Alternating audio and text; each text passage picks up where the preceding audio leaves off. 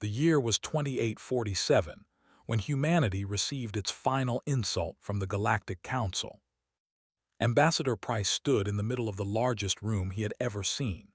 The council chamber on Station Nexus Prime was so big that clouds actually formed near the ceiling. More than 300 alien species sat in seats that went up and up like a giant stadium. Humanity's seat was at the very bottom, in the worst spot, surrounded by races that had been traveling between stars while humans were still living in caves. Had spent his whole life preparing for this moment.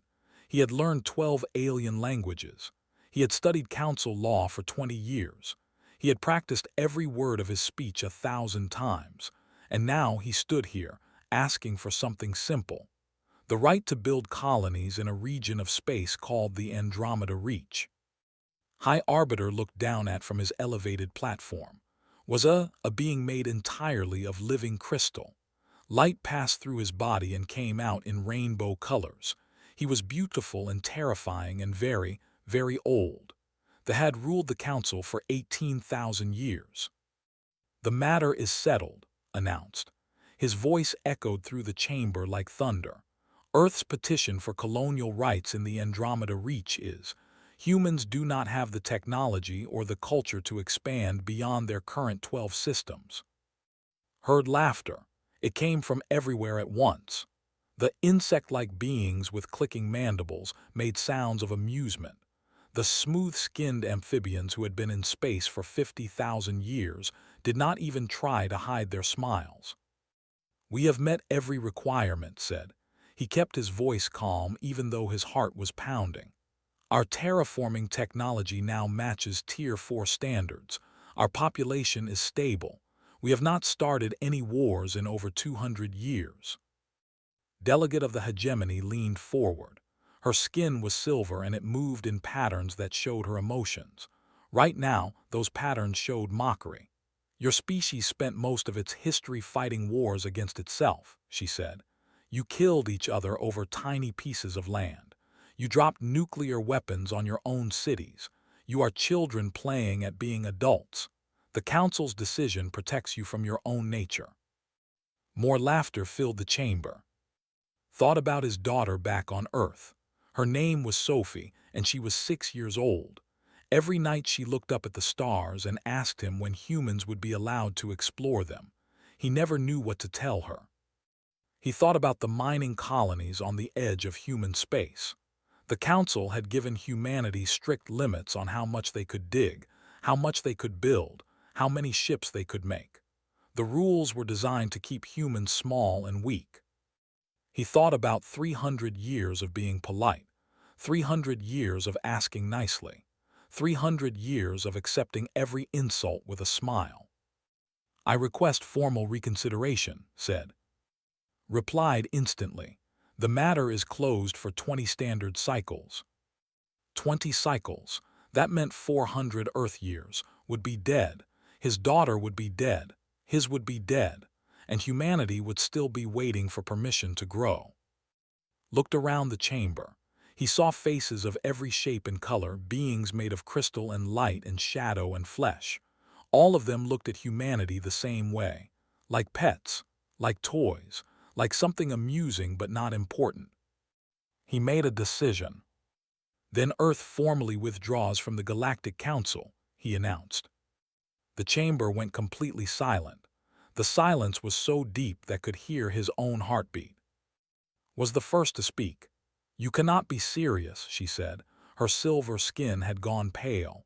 "No species has voluntarily left the Council in 18,000 years. You would lose everything: trade, protection, technology. You would be alone."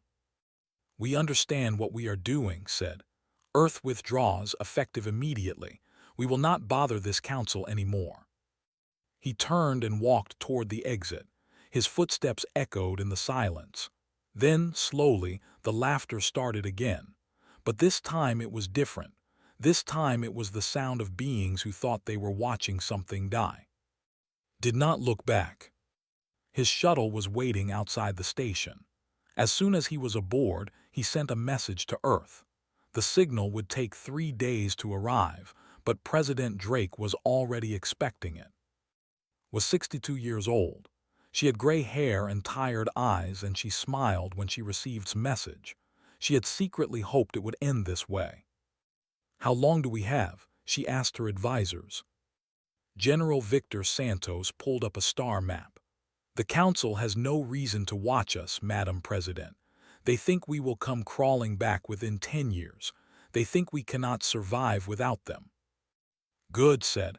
"Then they will not see what we are building." She pressed a button on her desk. Across human space, in hidden facilities that had been preparing for this moment for 50 years, lights turned on. Computers activated. Scientists who had waited their whole careers finally got permission to begin. Project Prometheus was real. It had started as a secret plan, hidden from the Council, hidden from most of humanity. Only a few thousand people knew about it. They had been working in shadows, developing technology that the Council would never approve for a lesser species. Now they could work in the open. In a mountain base in Colorado, Dr. Phillips looked at his team. They had been trying to build a new kind of faster-than-light engine for 30 years. The Council used engines that slid smoothly through space. Its design was different. It was rough and violent. It tore holes in reality instead of going around it. "The Council would never approve this," said. "It is too crude, too dangerous, too powerful." His assistant, a young woman named Rachel, looked at him with fierce eyes. "The Council is not watching anymore," she said. Smiled. "Then let us see what humans can really do."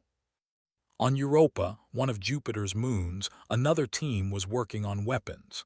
The Council had strict rules about weapons. They had to be precise. They had to be elegant. They had to follow ancient laws written before humanity existed.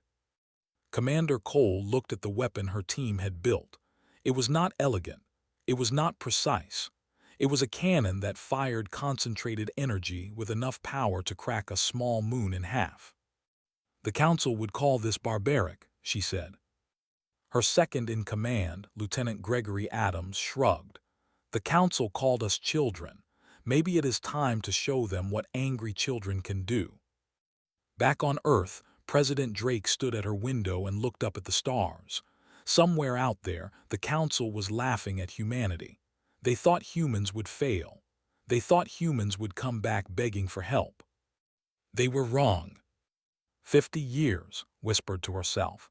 "Give us 50 years and we will show them what humanity is made of." She turned away from the window and got back to work. There was so much to do, and time was precious. Humanity had been small and weak for too long. That was about to change. The first year after Earth left the Council was the hardest year in human history. Commander Laura stood on Lunar Station 7 and watched the last Council trade ship fly away. Its cargo hold was empty. The medicines, the rare metals, the computer parts that humanity needed to survive were all gone. The Council had cut off everything. "How bad is it?" Laura asked. Lieutenant Daniel was young, only 25 years old. He had joined the military because he believed in humanity's future. Now he looked at his tablet with fear in his eyes. "Medicine shortages will become critical in 18 months. Without Council computer chips, our technology will fall apart. Our faster-than-light ships will lose 80% of their power." Laura nodded slowly. She had expected this. Everyone had expected this. But knowing something would be hard and actually living through it were two different things. "Then we build everything ourselves," she said. "From nothing if we have to." Daniel stared at her like she was crazy. "Commander, that is impossible. The Council species have had millions of years to develop this technology. We have had 300 years. We cannot catch up." Laura turned to look at him. Her eyes were calm, but her voice was steel. "The Council species build their technology to last forever. They improve things slowly, carefully, never taking risks. We do not have that luxury." She put her hand on his shoulder. "We are going to innovate or we are going to die. Those are our only choices." The years that followed proved her right. In laboratories hidden across human space, Scientists worked on problems that the Council had solved long ago, but they solved them differently. They took shortcuts. They made things rougher, faster, more powerful. They did not care about elegance. They only cared about results. Dr. Phillips led the team working on faster-than-light travel. For years, they had been studying how Council engines worked. Council ships slid through space gently, like fish swimming through water. This new engine did not slide. It punched. "We call it the Pierce Drive," explained to General Cole during a secret meeting. He was 60 years old now, gray-haired and tired, but his eyes were bright with excitement. "It tears a hole in spacetime and throws the ship through. It is crude. It is violent. The Council would hate it." "Does it work?" asked. "It works, and it is 3 times faster than anything the Council has." Leaned back in her chair. For the first time in years, she felt hope. "What else do you have?" Pulled up more designs. Weapons that the Council would call barbaric. Armor that was thick and ugly instead of thin and elegant. Computer systems that learned and adapted in ways that Council law had forbidden for thousands of years. "We have been building in secret for 50 years, said. "Now we can finally finish." The decades passed slowly for most of humanity. Food was rationed. Medicine was scarce. Children grew up knowing that they might never see the stars their grandparents had dreamed about. But they also grew up with stories. Stories about what humanity was building. Stories about the day when Earth would return to the Council and demand respect. 20 years after the withdrawal, a young girl named Price sat with her grandfather in his small apartment on Mars Colony 3. Price was old now, over 80, but his mind was still sharp. He had never regretted his decision to walk out of the Council chamber. "Tell me the story again," asked.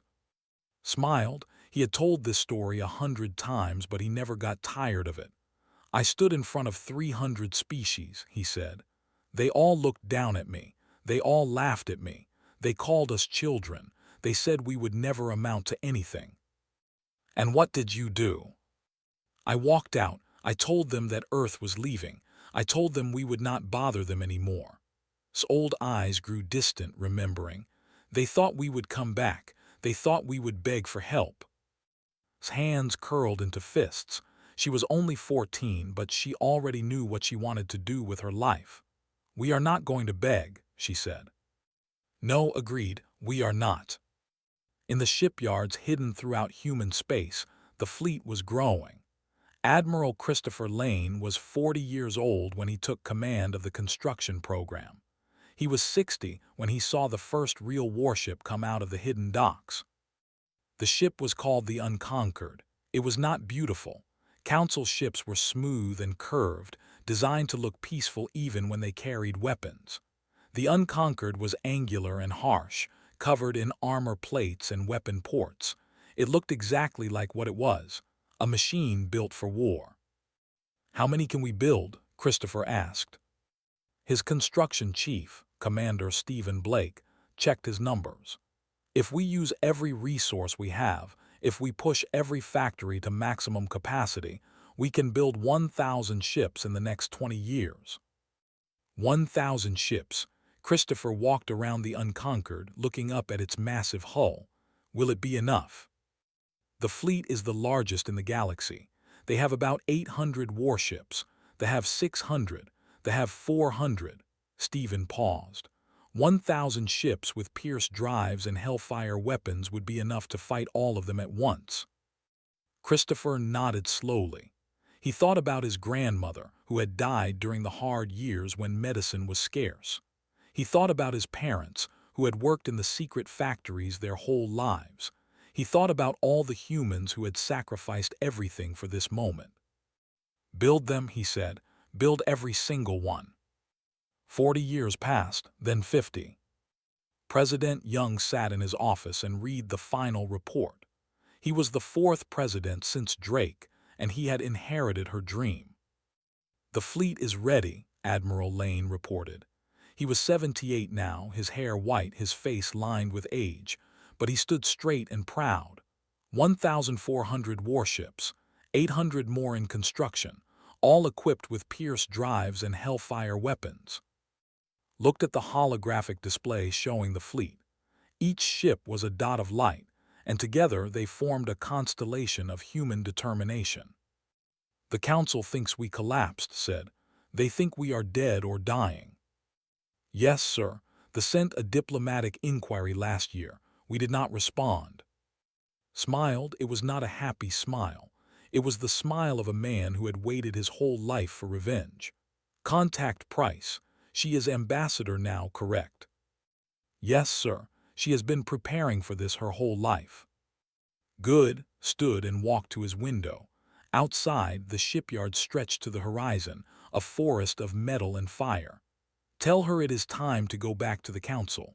Tell her to request readmission to the Galactic Council. Christopher's old eyes widened. Sir. Humanity left the Council as outcasts, said softly. We are going to return as something else entirely. The message went out across human space. In homes and factories and ships, people who had waited for decades finally heard the words they had dreamed about. It was time. Earth was going back to the stars. And this time, they would not ask for permission. The Council chamber looked exactly the same as it had 50 years ago.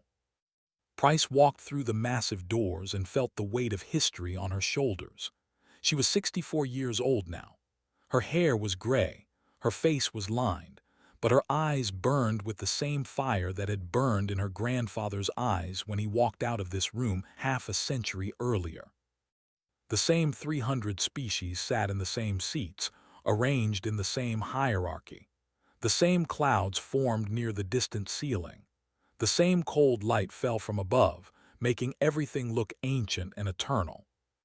And at the top of the chamber, High Arbiter still sat in his crystal throne, the lived for thousands of years. Too, humanity's absence had been barely a moment, a brief tantrum from a minor species. We are surprised to see humanity return, said. His voice echoed through the chamber just as it had when he Price's petition. Your withdrawal was unprecedented. Many believed your species had destroyed itself, as we predicted. Stood exactly where her grandfather had stood. She wore a simple black uniform with no decorations. She wanted the Council to see her clearly. We have not destroyed ourselves, she replied. Her voice was calm and clear. We have been busy. Laughter rippled through the chamber, the same laughter that had followed her grandfather out the door.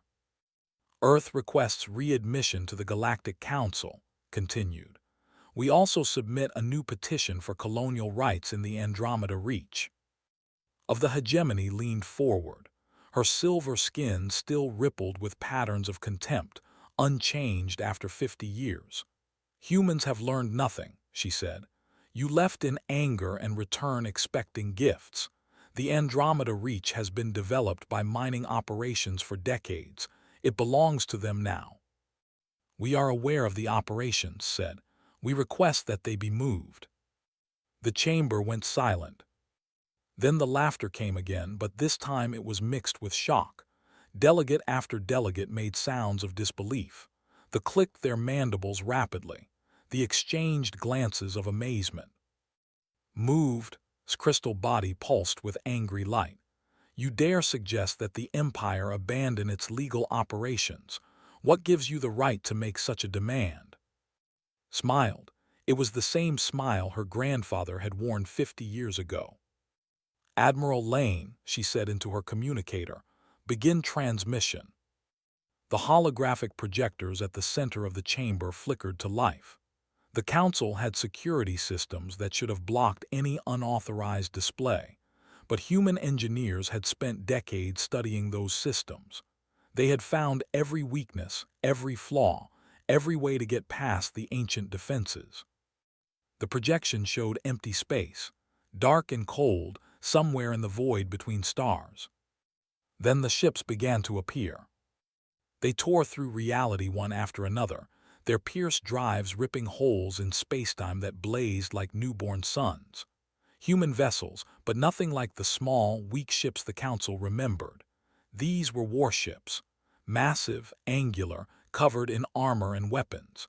They radiated power that made every sensor in the chamber scream warnings. 100 ships. The murmuring started. 200 ships. The murmuring became shouting. 500 ships. Alarms began to sound throughout Station Nexus Prime. The ancient defense systems activated for the first time trying to understand what they were seeing. 800 ships. Council delegates began to stand, to point, to argue with each other. Crystal form flickered with colors that had no translation. 1,000 ships. The fleet hung in perfect formation just outside Council space. Each ship was a monument to 50 years of human determination, sacrifice, and rage. Waited until the noise died down. "The United Earth Navy," she said quietly.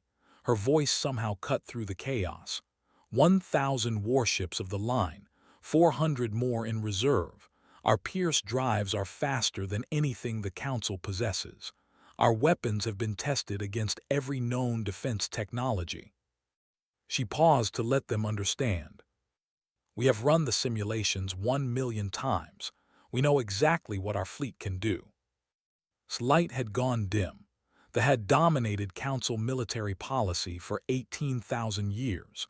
Their fleet was supposed to be the largest and most powerful. Now they were staring at a force that could destroy everything they had built. "You would start a war," demanded. Her silver skin had gone pale. "You would risk the destruction of your species over colonial rights." "We do not want war," replied. "We are human, but we are not the aggressive children you remember. We spent 50 years preparing for this moment, not because we wanted to conquer anyone. We did it because we wanted to be heard." She looked around the chamber at the beings who had laughed at humanity for 300 years. "We want a seat at the table," she said. "A real seat, not the one you gave us at the bottom. We want equal voting rights. We want access to the same trade agreements as everyone else. We want to be treated as equals." "And if we refuse?" asked. "Did not blink. Then we will take the Andromeda Reach anyway, and then we will see what else we can take." The threat hung in the air like smoke. For a long moment, nobody spoke. The Council delegates looked at each other, at the holographic display of the human fleet, at the small woman standing alone on the chamber floor. Then made a sound that the translator could not interpret. It might have been frustration. It might have been respect. It might have been fear. "The Council will discuss your terms," he said finally. "You will wait." "We will wait," agreed. "But Admiral Lane's fleet will remain in position. Consider it a reminder that humanity is done waiting for permission." She turned and walked toward the exit. Her footsteps echoed in the silence, just as her grandfather's had 50 years ago. But this time there was no laughter. Outside the chamber's hands were shaking. She had shown nothing but calm confidence inside, but now the reality hit her. She had just threatened the most powerful organization in the galaxy. She had shown them humanity's entire military might, if they called her bluff, if they decided to fight. Her communicator buzzed. Admiral Lane's voice came through. "Ambassador, the fleet is holding position. The Council ships are maintaining distance. No aggressive moves." Let out a breath she did not know she had been holding. "They are scared," she said. "Yes, ma'am. For the first time in 18,000 years, the great powers are scared of someone else." Looked out at the stars. Somewhere out there, 1,000 human warships waited for her orders. Behind her, the most powerful beings in the galaxy were trying to figure out how to respond to a species they had dismissed as children. "Keep them scared," she said. "Until they agree to treat us as equals, keep them very, very scared." The negotiations were about to begin, and humanity would not be laughed at again. The negotiations lasted 94 days. Admiral Christopher Lane kept the fleet in position the entire time. 1,000 warships hanging in the darkness, a constant reminder of what humanity could do. Every day, Council delegates looked out their windows and saw human weapons pointed at their station. Every night, they went asleep knowing that the balance of power had changed forever.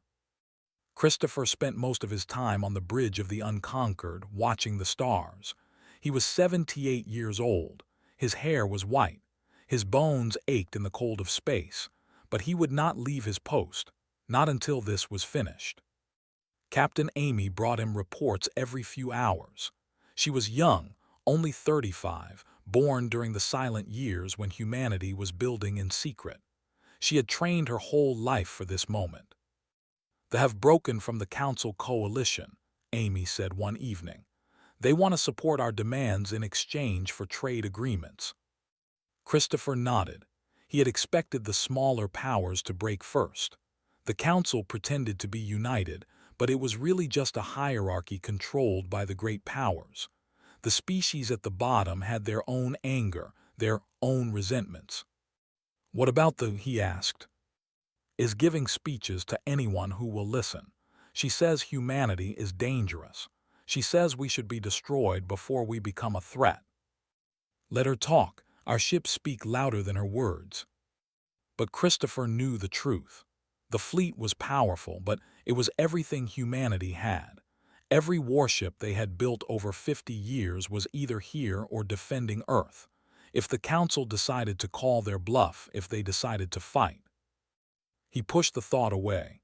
He had to believe. He had to have faith that his people had built something strong enough. On day 32, they made a secret offer. They would support humanity's demands if Earth promised to share the Pierce drive technology. "Refused. The drive stays ours," she said, "for now." On day 57, they tried a different approach. They offered humanity a better seat in the Council, better trade terms, everything except the Andromeda Reach. "Refused again. We want all of it, every single thing we asked for." On day 73, himself requested a private meeting with. They met in a small room far from the Council chamber, just the two of them, surrounded by guards from both sides. "You have put me in an impossible position," said. His crystal form flickered with tired light. "They have ruled this council for 18,000 years. We cannot simply give in to threats from a species we considered children." Looked at the ancient being. She felt no sympathy. "You had 300 years to treat us with respect. You chose to laugh at us instead. We were protecting you. Your species was aggressive, unstable. We feared what you might become if we gave you too much power." "And now?" Was silent for a long moment. "Now I fear what you have already become." Leaned forward. "Then give us what we want, full membership, equal rights, the Andromeda Reach. Do this and we will be your allies instead of your enemies." "And if we fight?" "Then you will lose, maybe not today, maybe not this year, but you will lose, because humans do not give up. We do not surrender. We spent 50 years eating rationed food and watching our children die from lack of medicine, all so we could build these ships. Do you really think we will stop now?" Light flickered again. For the first time, saw something like fear in the alien's crystalline face. On day 94, the Council made its decision. Stood in the chamber one final time as read the terms. Full membership with equal voting rights. Unrestricted access to all trade networks. A 20-year transition plan for the Andromeda Reach, with operations gradually moving out and human colonies moving in. "Earth agrees to these terms," said. "We look forward to cooperation." The words felt strange in her mouth. After 50 years of anger, after a lifetime of preparing for this moment, it was over. They had won. But was not finished. "You have achieved much," he said, "but power alone does not earn respect. Humanity must still prove that it deserves its new position." Met his eyes. "We will prove it. We will prove it every single day." The celebrations on Earth lasted for weeks. President Young declared a global holiday. Old men and women who had spent their youth building secret weapons were honored as heroes. Children wore Navy uniforms and played at being starship commanders. The whole planet seemed to exhale after holding its breath for half a century. But Admiral Lane did not celebrate. He sat alone in his quarters on the Unconquered, looking at an old photograph. It showed his grandmother, a woman named Elizabeth, who had been a teenager when Earth left the Council. She had lived through the hardest years, had watched her parents die when the medicine ran out, had worked in the secret factories until her hands were raw. She had died 10 years ago, believing that humanity would never amount to anything. "We did it, grandmother," Christopher whispered. "We finally did it."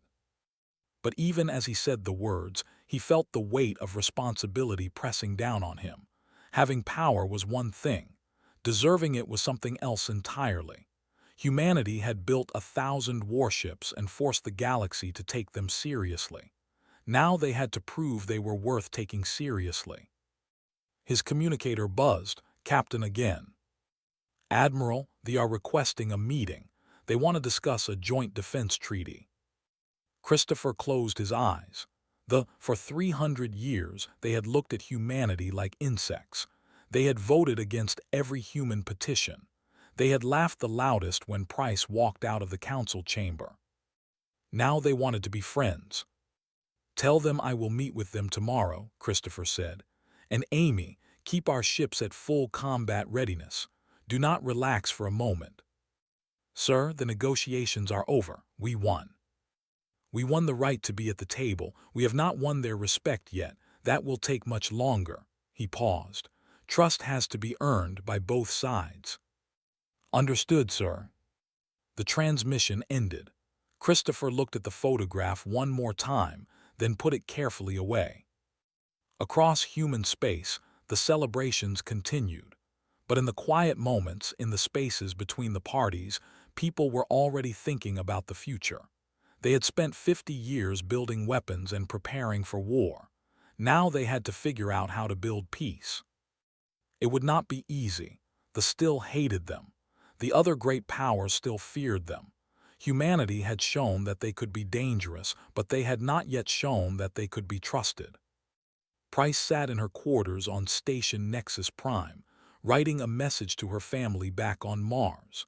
Her grandfather had died 20 years ago, but she thought about him every day. "We are back in the council, grandfather," she wrote. "We have everything you asked for, but I think the real work is just beginning." She looked out her window at the stars. Somewhere out there, human colonies would soon be growing in the Andromeda Reach. Somewhere out there, human ships would be traveling faster than anyone thought possible. Somewhere out there, a new chapter of human history was waiting to be written. Smiled, but there was no triumph in it, only determination.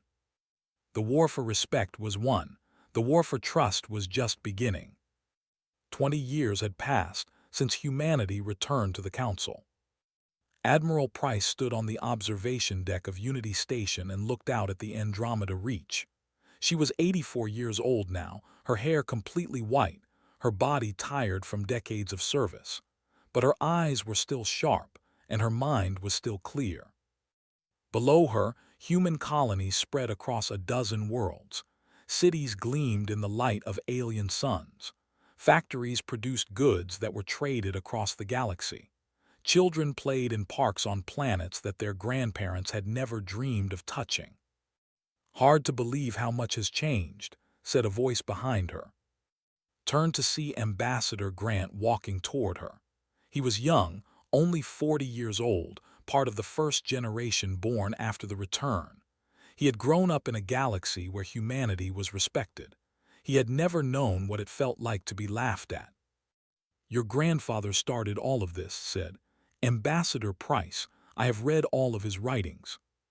Smiled. He would not recognize what we have become. And it was true. Humanity had not just joined the Council, they had transformed it. The Pierce drive was now standard on ships of a dozen species. Human engineers had shared the technology freely, once they were sure it would not be used against Earth. Human computer systems managed trade networks across 3 arms of the galaxy. Human doctors had developed cures for diseases that had killed billions of alien beings. And human diplomats, trained in centuries of dealing with their own complicated species, had become the mediators of choice for interstellar disputes. When the and the Nearly went to war over mining rights, it was a human negotiator who found the solution. When the Civil War threatened to spread to other systems, it was human peacekeepers who helped restore order. But it had not been all triumph, had seen the dark side too. "The still hate us," said quietly. Nodded. She had spent 20 years watching try to rebuild his coalition. The old High Arbiter had never forgiven humanity for humiliating his people. He gave speeches about human aggression. He warned other species about trusting Earth. He waited patiently for humanity to make a mistake. "We cannot give them an excuse," said. "That is all we can do. We must be better than they expect us to be." Her communicator buzzed, a priority message from Earth. "Admiral Price, this is Commander Stephen Blake at Shipyard 7. Stephen Blake remembered him as a young construction chief, working under Admiral Lane during the building of the First Fleet. Now he was old himself, running the shipyards where new generations of human vessels were born. "Go ahead," Commander said. "We have a situation. One of our patrol vessels just made contact with an unknown species. They call themselves the. They come from outside the Council's mapped territories." Frowned. New species were discovered every few years, but they usually made contact with the Council first. "What do they want?" "That is the strange part, Admiral. They want to speak with humanity, not the Council, just us." And exchanged glances. In 20 years, no species had ever approached humanity this way. "Did they say why?" asked. "Yes, ma'am." Stephen paused. "They said they have been watching the Council for a long time, watching how the great powers treat the weaker species. They were never willing to make contact before. They did not trust anyone." "What changed?" "They said humanity's story changed their minds. A species that was laughed at, cut off, abandoned, and then came back stronger than anyone imagined." Stephen's voice was thick with emotion. "They want to talk to the people who did that. They want to know how we did it." Felt something stir in her chest. It was not pride exactly. It was something deeper, something that felt like purpose. "Tell them we would be honored to meet with them," she said. "And Commander, make sure the Council knows about this. No secrets. If humanity is going to be a leader in this galaxy, we have to lead differently than the ones who came before us." "Understood, Admiral." Blake out. The transmission ended.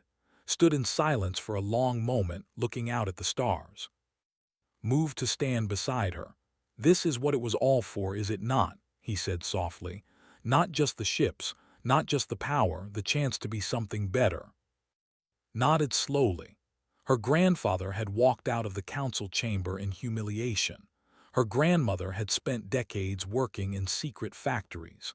Her parents had lived through the hardest years of the embargo, and she had stood before the galaxy with 1,000 warships at her back. But this, she realized, was the true victory, not forcing others to fear humanity, inspiring them to hope. "The Council gave us a choice 50 years ago," she said. "Accept their contempt or leave. We chose to leave. We chose to build something new, and now we get to choose what kind of power we want to be." She thought about all the humans who had made this moment possible. The scientists who had worked in hidden laboratories. The soldiers who had trained for wars they hoped would never come. The ordinary people who had rationed their food and watched their loved ones die, all because they believed in a better future. They had not done all of that just so humanity could become another bully. They had done it so humanity could become something the galaxy had never seen before. "They are watching us," said. "The whole galaxy is watching us. Every choice we make, every action we take will show them who we really are." "Who are we?" asked.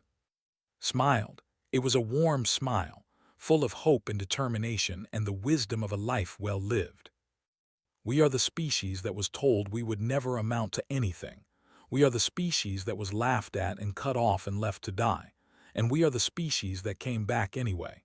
She turned to face him. We are proof that strength does not have to mean cruelty, that power does not have to mean oppression, that a species can fight for its place in the universe and still remember what it was like to be small. She straightened her uniform and walked toward the exit. There was work to do, a new species to meet, a new chapter of history to write. Behind her, the stars blazed on, as they always had and always would. But humanity's place among them had changed forever. They had left the council as outcasts. They had returned as equals. And they would stay as something greater than either, something the galaxy had never known, a great power that remembered what it was like to have nothing, a mighty civilization that had earned its place through sacrifice and determination, a species that had learned the hardest lesson of all. True strength was not just the ability to destroy your enemies. True strength was the courage to become better than the ones who had hurt you. Earth had learned that lesson in the darkness between the stars. Now they would teach it to the universe. And somewhere in a place beyond time and space, Price smiled. His had done what he always knew they could do. They had made humanity proud.